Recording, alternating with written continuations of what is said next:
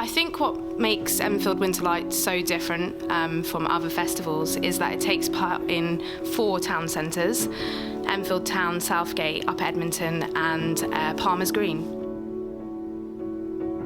To have something that feels so bespoke and personal to Palmer's Green, that really celebrates the history of the suffragettes and its links to the Triangle, is really important to us, and it's something we're really proud of.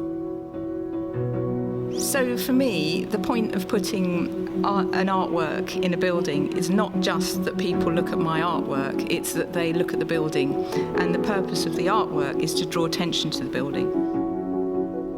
We are very humbled that the Southgate Club was chosen for the Winter Lights Festival.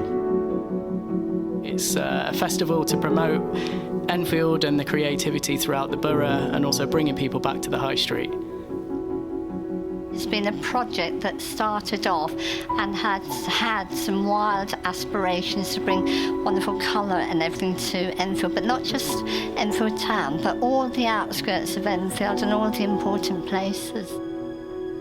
Enfield Winter Lights Festival has just been simply fantastic. To have artists and the locals connecting, it's just been an amazing experience.